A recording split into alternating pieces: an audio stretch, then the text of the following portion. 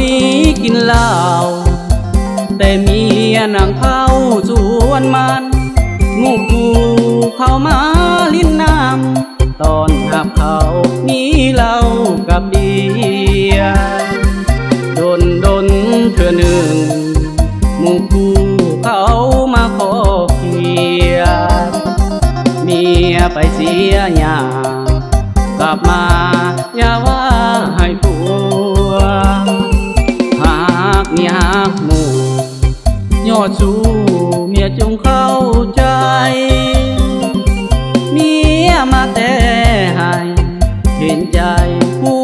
เป็นสามีกินเหล้านำหมู่ยอดสู้ก็คงหูดีเมียอายแสนดีวันนี้หัวเจ้าขอเมากินเหล้านำหมู่บ่ได้กินกับผู้สาวเมียเอ้ยอย่าเชื่อข่าว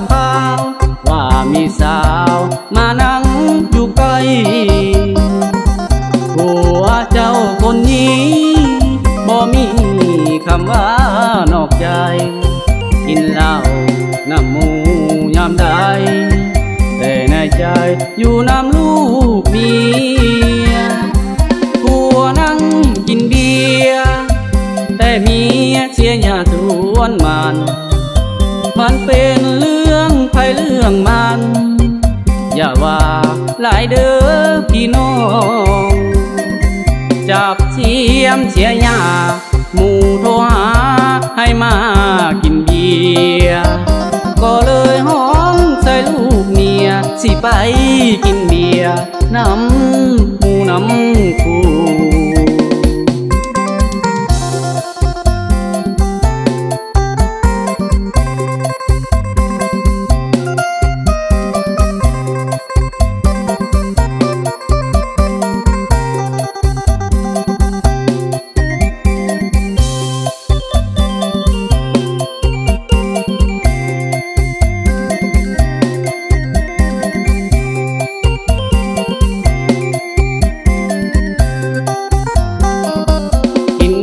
เหล้านำหมู่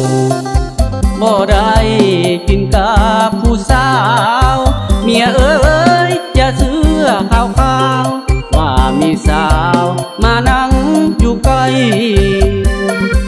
ผัวเจ้าคนนี้บ่มีคำว่านอกใจกินเหล้า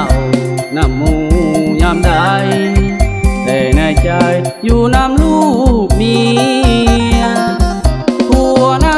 กินเบียร์แต่เมียเสียหญ้าสวน